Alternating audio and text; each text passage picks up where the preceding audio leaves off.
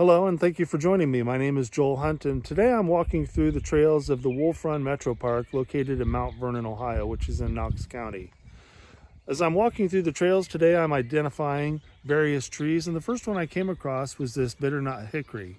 And I wanted to show you the terminal bud on this, which makes it easy to identify with the leaves off. As you can see, it's orange in color. It's approximately a ½ inch long, and it's got a slight twist at the end.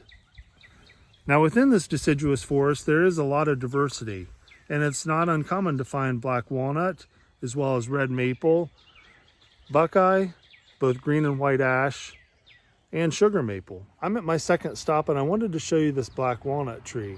But before I do, I wanted to talk about the plant growing beside it, which is bush honeysuckle. Now bush honeysuckle is a woody plant. It was introduced in Ohio and it's become invasive. It's got a competitive edge because it's first to leaf out in the spring and last to drop its leaves in the fall.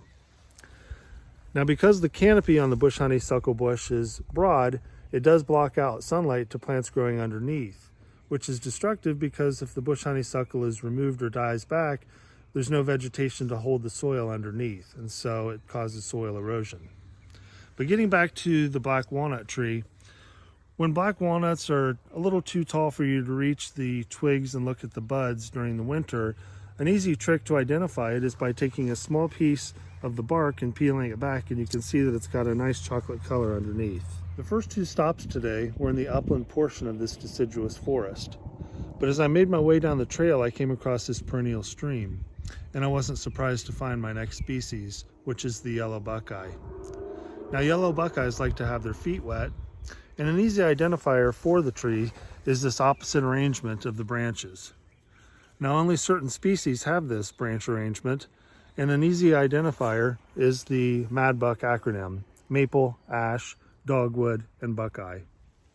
The next tree on my tour is black cherry, which is one of the easier trees to identify because of its bark pattern.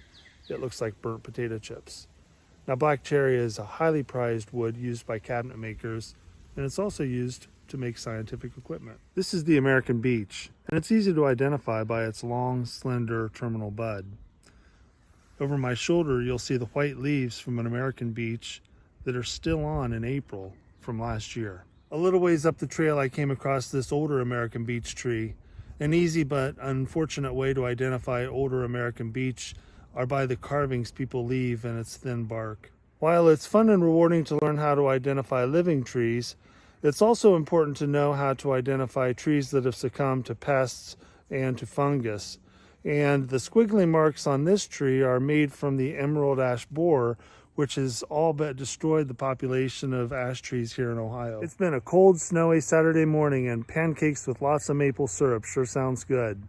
This is the sugar maple tree. You can tell by the opposite arrangement of the branches. Remember the MADBUCK acronym: maple, ash, dogwood, and buckeye?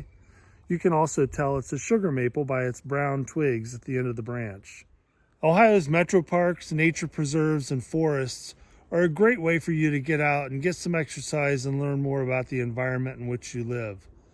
I encourage you to visit the Ohio Department of Natural Resources website or your local community's website to find out where there's a trail near you.